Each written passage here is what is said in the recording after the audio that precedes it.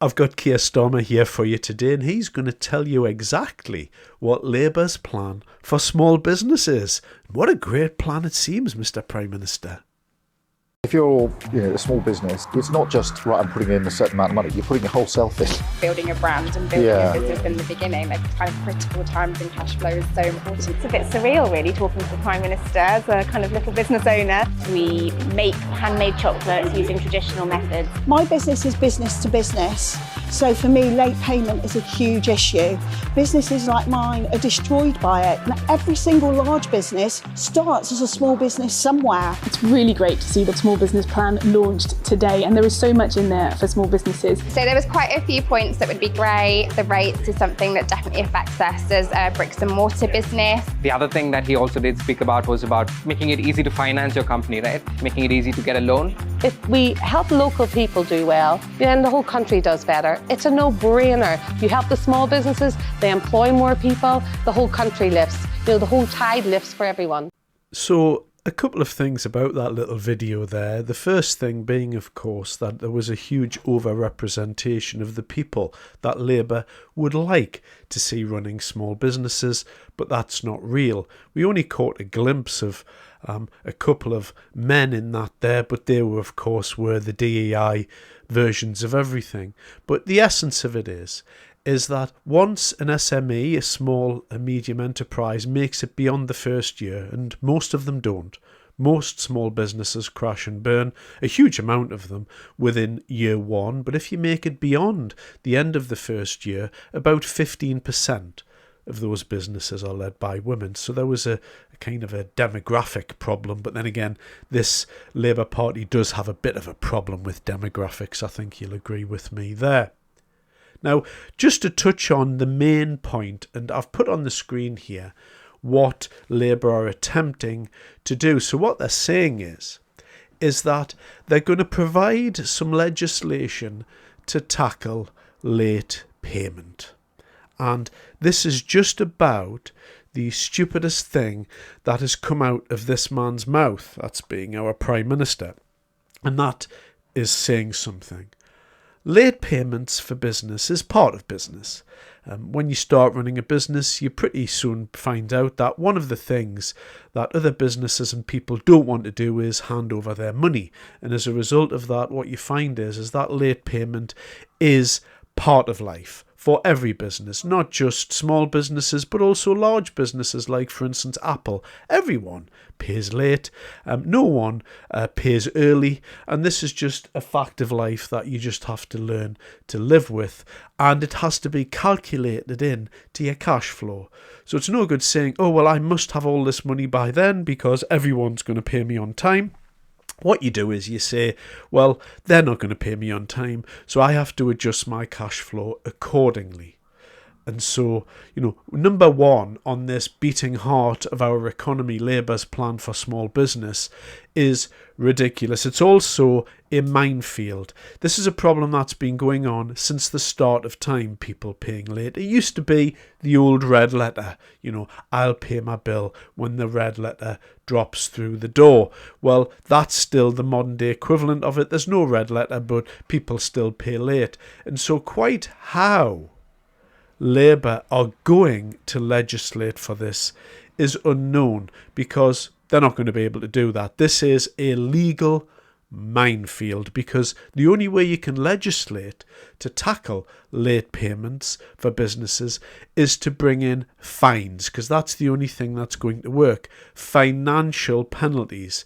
So what you're going to do, say that there's going to be a financial penalty applied to businesses who don't pay you, or customers who don't pay you on time. So what do you think the net result of that's going to be? Well, it'll be that people will purchase less products. And let's move on to number 2. Scrapping business rates and replacing it with a system that is fairer for bricks and mortar. Okay, so what is that? Oh, they don't have a plan for that, I see. Revitalise our high streets, tackling antisocial behaviour and powers to take over empty shops. Powers to take over empty shops? For whom? Who has the power to take over an empty shop? That's a private landlord and a private business. You can't have powers to do that. People either want to rent it at the rate with which the landlord wants to rent it to you, or they don't. So that's number 3 is ridiculous. Boosting small business exports by removing the barriers to export with clear information and support. So they're going to hand out a few leaflets. Most of the businesses in the United Kingdom don't export. They sell to the people in this country. Exporting is done by larger companies, but not by small businesses. And trying to increase this is silly. The rest of it, new direction for skills, get Britain building again. Oh, right, the planning system. I'm not really sure what the planning system's got to do with small business. Oh, and then we've got Mr. Miliband with his clean energy. And this is the best place to start up and scale up. So great, we've got awful rates on finance and bring some universities in. And of course, we've got one of the highest energy prices in the world. So that's going to attract a ton of business here and a fair chance of public contracts. All right, okay. So smaller firms are going to be able to bid on these massive government contracts, which is not going to work because they don't have the infrastructure. So what I'm really trying to get across to you here is that this plan here is an antidote to the poison that the Labour Party have injected into our economy. And when I say the poison, what I'm talking about is the national insurance charge, the NICs on there that employers are paying has massively increased, especially for minimum wage workers, and a lot of small business do pay people minimum wage because that's all they can afford to do.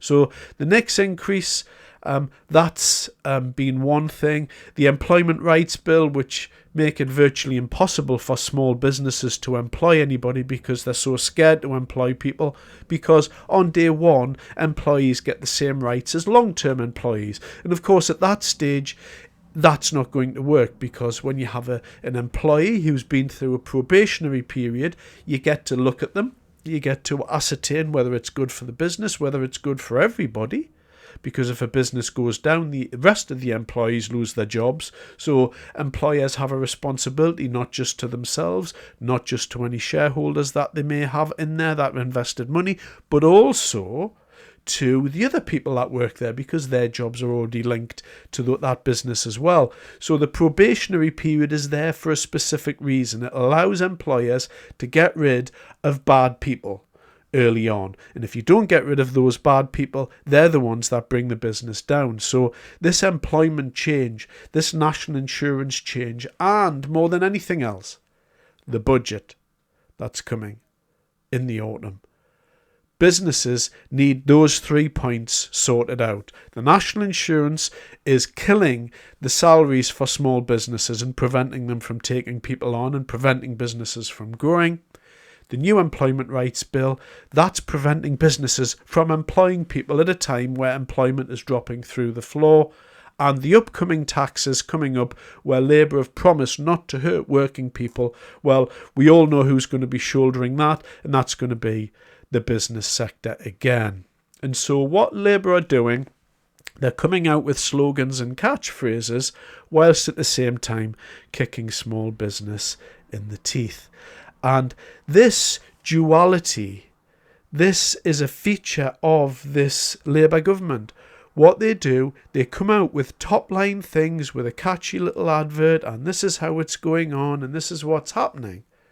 But really, when you boil it down and when you get under the surface, there's absolutely nothing there. Labour can't legislate to tackle late payments. It's been a problem that's been around since the dawn of time, and so it will ever be.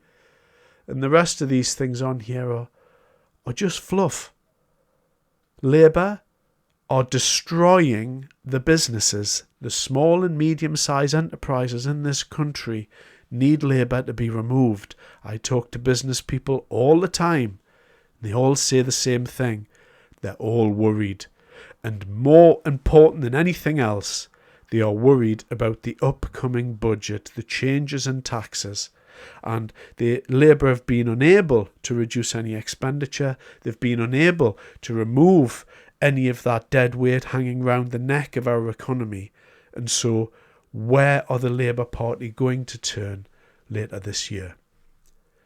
They're going to tax businesses, and it's not going to work out very well. Reeves is going to have to go after that, but by that point, with 2 budgets under her belt, she'll have already done all the damage that she needs to do. And don't think that entrepreneurs are these irrepressible things where they're like a spring and they always bounce back. Entrepreneurial spirit and entrepreneurial skill is a bit like that, yes. But sometimes when a business goes down, it never ever gets back up, because the people that started those businesses have already put themselves in hock, loaned themselves to the back teeth with mortgages on their own homes, and they've put their own money up. And sometimes it doesn't matter how much spirit you've got or how good you are at business, those people never get back up. And that's why, or one of the reasons why, I hate this Labour government.